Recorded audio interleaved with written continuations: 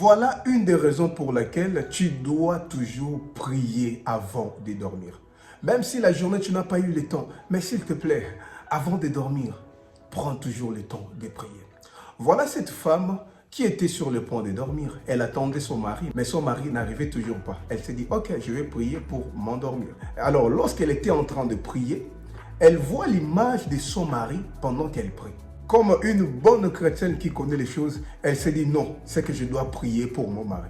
Beaucoup de gens ne comprennent pas que dans le mot intercession, il y a le mot intersection.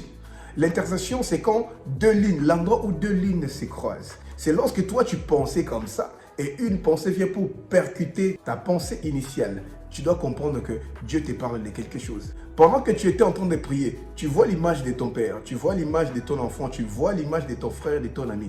Tu dois prier pour cette personne. Malheureusement, beaucoup de chrétiens ne sont pas enseignés sur l'intercession.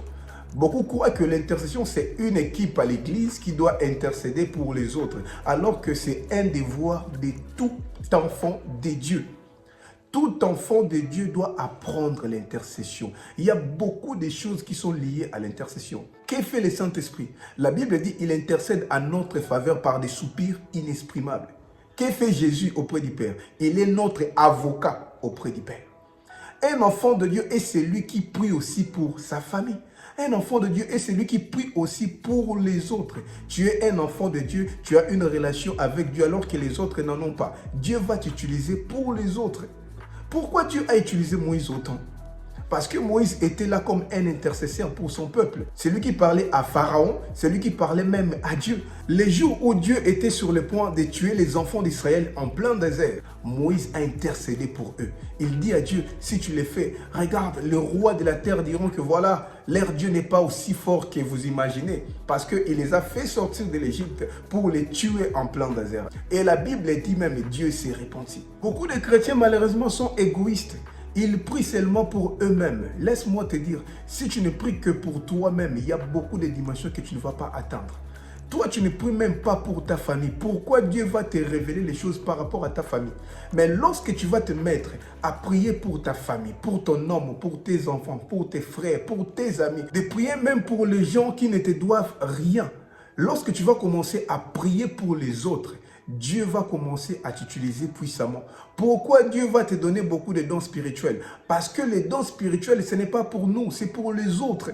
Quand Dieu te donne un don de révélation, quand Dieu te donne les dons de prophétie, ce n'est pas pour toi, c'est pour les autres. Mais si toi, tu ne pries pas pour les autres, pourquoi Dieu va te donner tous ces dons-là? Non, Dieu ne va pas te les donner. Parce que tu ne vas pas t'en servir. Parce que les dons, c'est pour les autres. Beaucoup de gens, quand ils prient, ils confondent la manière dont Dieu parle et leurs pensées. Souvenez-vous que Job dit, Dieu parle tantôt d'une manière, tantôt d'une autre, mais c'est nous qui ne prenons pas garde. Dieu a plusieurs manières auxquelles il nous parle. Lorsque tu pries et tu vois dans ton esprit une image apparaître, l'image d'une personne, tu ne réfléchissais pas sur cette personne directement, dans tes pensées, tu vois son image. Tu dois comprendre que tu dois prier pour cette personne-là. C'est ce qui a été le cas pour cette femme. Elle voit l'image de son mari apparaître lorsqu'elle priait. Elle s'est mise à prier pour son mari. Elle s'est mise à parler en langue. Voilà encore un des rôles du parler en langue. C'est parler des mystères, prier sur des choses que tu ne comprends pas. Lorsque Dieu te montre une image comme ça, tu peux aussi prier sur ce qui se passe dans sa vie si le Saint-Esprit t'utilise. Le Saint-Esprit peut mettre les paroles dans ta bouche pour que tu pries exactement sur ce qui se passe dans sa vie. Et tu peux aussi taper à côté. Lui, il est malade, toi, tu pries pour le travail. Mais lorsque tu parles en langue, tu vas prier exactement sur ce qui se passe dans sa vie. La Bible dit dans 1 Corinthiens chapitre 14, verset 2, « Celui qui parle en langue ne parle pas aux hommes, mais à Dieu. Car personne ne les comprend. C'est ton esprit qu'il dit des mystères. » Lorsque tu parles en langue, souvenez-vous toujours, je vous dis, il y a deux sortes de parler en langue. Je mets une vidéo ici qui va vous expliquer tout sur les parler en langue. Il y a les parler en langue qu'on doit interpréter quand on est à l'église, quand on est devant les gens qui doivent comprendre les messages qui viennent dans ton parler en langue. Mais il y a les parler en langue individuels pour ton Dieu, pour ta relation avec Dieu, comme celui-ci que nous venons de lire. La Bible dit, lorsqu'on parle en langue, on ne s'adresse pas aux hommes. Ces parler en langue ne s'adressent pas aux hommes. On ne doit pas l'interpréter. Pourquoi on doit interpréter ce qui ne s'adresse pas aux hommes? Non. Celui qui parle en langue ne s'adresse pas aux hommes, mais il s'adresse à Dieu, car personne ne les comprend. C'est ton esprit qu'il dit des mystères. Lorsque tu veux prier pour quelque chose qui est mystérieuse, tu dois parler en langue. C'est ça le mystère du parler en langue. Cette femme s'est mise à parler en langue. Elle parlait en langue, elle parlait en langue. Elle ne comprenait même pas ce qui s'est passé. Elle priait seulement. Elle parlait en langue. Même elle-même ne comprenait pas ce qu'elle disait. Alors qu'elle disait des mystères. Elle a prié, elle a prié. Lorsqu'elle a fini, elle s'endort. Et après quelques temps, il entend quelqu'un frapper violemment à la porte. Mais c'est qui ça? Pourquoi il frappe comme ça? Après une seconde, il frappe encore violemment. La femme a ouvert la porte et directement son homme est entré. Il commençait directement à glorifier Dieu. Oh merci Seigneur, merci Seigneur, merci Seigneur. Oh. La femme se dit, mais qu'est-ce qui se passe? Il lui dit, ma chérie, je viens de frôler la mort aujourd'hui. Lorsque je venais, je suis tombé sur une bande de malfaiteurs. Ils étaient nombreux, plus de 20, je ne sais même pas compter. Alors j'avais l'argent qu'on m'a payé aujourd'hui au travail. Je l'ai amené à la maison pour le mettre à la banque demain. Mais ils sont tombés sur moi. Je me suis dit, voilà, j'ai perdu l'argent. Il dit, moi je croyais même qu'ils allaient me tuer parce qu'ils avaient des machettes, ils avaient des objets tranchants. J'avais si peur. Ils ont commencé à me violenter. Je suis tombé sur terre. Ils me donnaient des coups de pied. Et moi je croyais que j'avais tout perdu. Je croyais que mon sac était parti. Mais après quelques temps, je vois, ils me laissent. Ils ne me frappent plus. Oh, je me demande, mais qu'est-ce qui se passe?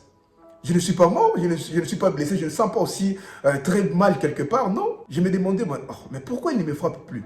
Et quand j'ai levé la tête, il n'était plus là. Je me suis dit, oh, mais où sont-ils partis?